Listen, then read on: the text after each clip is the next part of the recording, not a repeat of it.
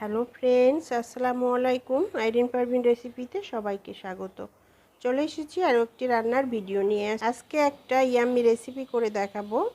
আর এই রেসিপিটা এখন খুব ভাইরাল এবং খুব চলছে। তো ফুটন্ত পানিতে রুটি দিয়ে একটা ইয়াম্মি রেসিপি করা যায়, আর সেই রেসিপিটাই আমি আপনাদের সাথে শেয়ার করব। এই রেসিপিটা আপনি একবার ট্রাই করলে বারবার বানিয়ে খাবেন, এতটাই মজার।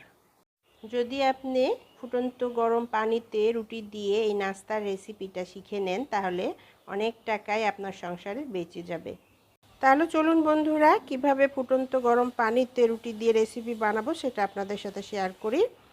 এখানে আমি এরকম একটা চায়ের কাপের 1.5 কাপ আটা নিয়ে নিয়েছি। আপনারা চাইলে ময়দা দিয়েও করতে পারবেন, আটা ময়দা দুটা দিয়েই করা যাবে। এখানে আমি 1/2 চামচ লবণ দিয়ে দিলাম এবং 2 টেবিল চামচ নর্মাল তেল দিয়ে দিলাম। তেল দিয়ে আটার সাথে ভালোভাবে মিশিয়ে নেব। তেলটা একটু কম হয়েছে, আমি এখানে আরও 3 টেবিল চামচ তেল দিয়ে দিলাম। তেলটা একটু বেশি দিতে হবে, আর তেলটা দেওয়ার পর আটার সাথে বা ময়দার সাথে খুব ভালোভাবে মিশিয়ে নেব, ঝরঝরে করে নেব।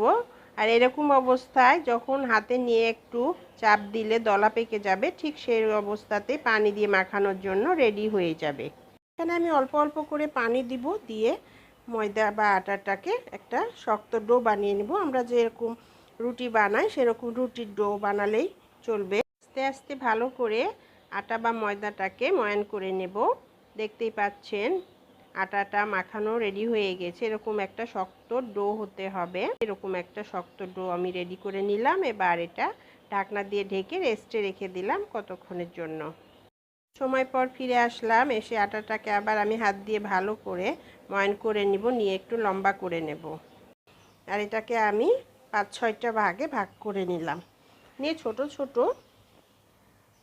গোল গোল বলের মতো বানিয়ে নিলাম। দিয়ে এটাকে বেলে বেলে সুন্দর করে আটা দিয়ে একটা গোল রুটি বানিয়ে নিলাম। রুটিটা এরকম থিন হতে হবে, পাতলা হতে হবে। বেশি পাতলা করা যাবে না, আবার বেশি মোটাও করা যাবে না। নর্মাল যে রুটি আমরা বানাই সেরকম রুটি হতে হবে। 5টা রুটি বানানো হয়ে গেছে। এবার আমি মূল প্রসেসে চলে আসলাম। প্যানে আমি আগের থেকেই পানি দিয়ে রেখেছিলাম, পানিটা ফুটে গেছে। তারপর চুলাটা লো ফ্লেমে করে দিলাম, দিয়ে একটা একটা করে 5টা রুটি আমি দিয়ে দিলাম। দিয়ে চুলাটাকে আবার আমি মিডিয়াম হিটে করে দিব। আর এখানে আমি 1 চামচ তেল এবং 1/2 চামচ লবণ দিয়ে দিলাম। এটা রুটি দেওয়ার আগে দিলে ভালো হয়, তো আমার মনে ছিল না, তো আমি রুটি দেওয়ার পরে দিয়েছি, তাতে কোনো সমস্যা নেই। এবার মিডিয়াম হিটে রেখে রুটিগুলোকে সিদ্ধ করে নিব, বয়েল করে নিব। আর এটা অবশ্যই 4 থেকে 5 মিনিট বয়েল করলেই এনাফ। তো আমি 4 মিনিট বয়েল করেছি। এবার রুটিগুলো সিদ্ধ করা হয়ে গেছে, আমি এক একটা করে রুটি উঠিয়ে নিব। দেখতেই পাচ্ছেন। আর সবগুলো রুটি একসাথে তুলতে গেলে একটু সমস্যা, ভেঙে যেতে পারে। সাথে সিদ্ধ করার পরও একটা একটার সাথে লেগে যাবে না, দেখতেই পাচ্ছেন। যেহেতু আমি এখানে আটা মাখানোর সময়তে তেল ব্যবহার করেছি এবং এটা সিদ্ধ করার সময়তেও পানিতে তেল ব্যবহার করেছি, সে কারণে একটা একটার সাথে কখনোই লাগবে না। তো রুটিগুলো তুলে নিয়ে আমি ফ্যানের বাতাসে দিয়ে একদম ঠান্ডা করে নেব। ঠান্ডা করে নিয়েছি, দেখতেই পাচ্ছেন। এখন রুটিগুলোকে আমি কেটে নেব। তো একটা রুটি এভাবে রোল করে নিলাম, নিয়ে চাকু দিয়ে একদম পাতলা পাতলা করে কেটে নেব। কেটে নেওয়ার পর এই লেয়ারগুলো খুলে লম্বা করে নিব। আর একটা রুটি আমি আস্তে আস্তে চাকু দিয়ে লম্বা লম্বা করে পাতলা পাতলা করে কেটে নিলাম। আর আরেকটা রুটিও ঠিক একই 4 ভাঁজ করে আমি পাতলা পাতলা করে কেটে নিলাম। যে প্রসেসে আপনি কাটেন সেটা দিয়েই হবে। আমি এখানে 3টা প্রসেস আপনাদের দেখালাম, কাটাটা আপনার ইচ্ছা মতো। এখানে আমি সবগুলো রুটি লম্বা লম্বা করে কেটে নিয়েছি, দেখতেই পাচ্ছেন। চুলায় একটা প্যান বসিয়ে দিয়েছি, এটাতে সামান্য একটু তেল দিয়ে দিলাম।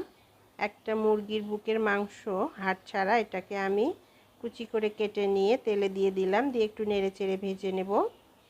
1/2 চামচ ধনে গুঁড়ো দিয়ে দিলাম, 1/2 চামচ জিরে গুঁড়ো দিয়ে দিলাম, 1/2 চামচ মরিচের গুঁড়ো দিয়ে দিলাম, সামান্য একটু লবণ দিলাম, 1/2 চামচ গরম মশলার গুঁড়ো দিয়ে দিলাম। দিয়ে নেড়ে চেড়ে এটাকে মিশিয়ে নেব।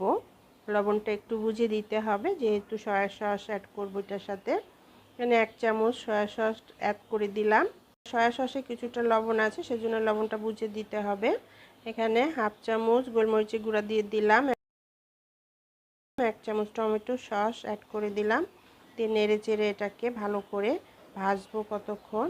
এখানে আমি হাফ চামচ ওয়েস্টার সস অ্যাড করে দিলাম। আর এটা দিতেই হবে এমন কোনো কথা নয়, অপশনাল, আপনাদের হাতের কাছে থাকলে দিবেন, নাহলে দিবেন না। এটাকে ভালো করে নেড়ে চেড়ে মাংসটাকে রান্না করে আমি আলাদা জায়গায় রেখে দিব। এখানে আমি আর একটা প্যান বসিয়ে দিলাম, এখানে পরিমাণ মতো তেল দিয়ে দিলাম, আর একটা বড় সাইজের পেঁয়াজ কুচি দিয়ে দিলাম। পেঁয়াজটা কতটুকু নেড়ে চেড়ে ভেজে এটার মধ্যে গাজর কুচি অ্যাড করে দিলাম এবং বরবটি কুচি অ্যাড করে দিলাম, দিয়ে এটাকে নেড়ে চেড়ে ভেজে নেব। চুলার আঁচ অবশ্যই লো ফ্লেমে রাখবো। আর এখানে হাফ চামচ লবণ দিয়ে দিলাম এবং 2 চামচ সয়া সস অ্যাড করে দিলাম। সয়া সস ব্যবহার করলে সবজিটা তাড়াতাড়ি সিদ্ধ হয়ে যাবে এবং সুন্দর একটা ফ্লেভার আসবে। ঢাকনা দিয়ে ঢেকে এটাকে আমি কতক্ষণ সিদ্ধ করে নিলাম।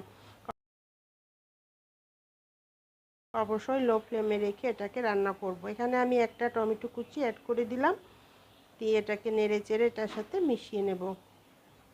এখানে 5-6টা কাঁচামরিচ কুচি দিয়ে দিলাম, দিয়ে এটাকেও এটার সাথে নেড়ে চেড়ে মিশিয়ে নেব। ঢাকনা দিয়ে ঢেকে আবার কতক্ষণ রান্না করব। কতক্ষণ পর ফিরে আসলাম, দেখুন ভালো মতো সবজিটা সিদ্ধ হয়ে গেছে, আর বেশি রান্না করার প্রয়োজন নেই। এটাকে এক সাইডে রেখে দিব, দিয়ে এই প্যানে আমি 2টা ডিম আমি ঝুরি করে নেব। তো এখানে আমি 2টা ডিম ভেঙে নিয়েছি, আর প্যানের সাইডে ডিম 2টা দিয়ে দিলাম, দিয়ে চামচ দিয়ে আস্তে আস্তে নেড়ে নেড়ে এটাকে ঝুরি করে নেব। চুলার আঁচ মিডিয়াম টু লো ফ্লেমে রেখেই করব এটা, নাহলে পুড়ে যাবে। ডিমটা ভালো মতো ঝুরি করা হয়ে গেছে, সবজির সাথে এটাকে মিশিয়ে দিলাম। সবজিগুলো একটু সরিয়ে এখানে আমি আরেকটু পরিমাণ মতো তেল দিয়ে দিলাম। এটাতে আমি রুটিটা সিদ্ধ করে যে কেটে রেখেছিলাম সেটা এটার সাথে অ্যাড করে দিয়ে আবার এটাকে আমি নেড়ে চেড়ে সবজির সাথে মিশিয়ে ভেজে নেব। হাফ চামচ লবণ দিয়ে দিলাম, 2 চামচ টমেটো সস অ্যাড করে দিলাম, দিয়ে এটাকে মিশিয়ে নেব। আমি যে সিদ্ধ রুটিটা কেটে এটার সাথে অ্যাড করলাম সেটার সাথে এগুলো মিশিয়ে দেব।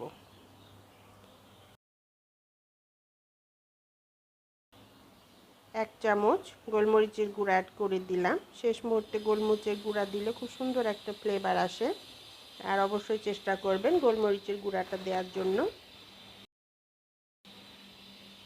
এবার আমি যে মাংসটা রান্না করে রেখেছিলাম সেটার মধ্যে সবজি এবং সিদ্ধ রুটির মিশ্রণটা অ্যাড করে দিলাম, দিয়ে এটাকে মাংসের সাথে ভালোভাবে নেড়েচেড়ে মিশিয়ে নেব। বেশি রান্না করতে হয় না, এটা একটু হালকা একটু ভেজে নিলে হয়ে যায়। এখানে আমি কিছুটা ধনেপাতা কুচি অ্যাড করে দিলাম, দিয়ে এটাকে এই মিশ্রণটার সাথে মিশিয়ে নেব। এখানে আমি কিছু কাঁচামরিচ কুচি অ্যাড করে দিলাম একটু কালারফুল হওয়ার জন্য। লাল, সবুজ, হলুদ খুব সুন্দর একটা কম্বিনেশন হয়ে গেছে, দেখতে অসাধারণ লাগছে। ঝালটা বন্ধুরা আপনারা বুঝিয়ে দিবেন, আমার মেয়ে ঝাল খেতে খুব পছন্দ করে, তাই ঝাল ঝাল করে আমি এই রেসিপিটা করছি। তো হয়ে গেল আমার এই ফুটন্ত গরম পানিতে রুটি সিদ্ধ করে এই ইয়াম্মি রেসিপিটা। বন্ধুরা আপনারা অবশ্যই একদিন ট্রাই করে দেখবেন। এবং বন্ধুরা এটা আমি রেসিপি বানিয়েছি সেজন্যই শুধু বলছি না, আপনারা একবার বানিয়ে খেয়ে দেখুন। এই রেসিপিটা একবার ট্রাই করলে বাজার থেকে নুডলস কিনে খাওয়ার কথা আপনারা ভুলেই যাবেন এবং অনেক টাকা সংসারে সেভ হয়ে যাবে।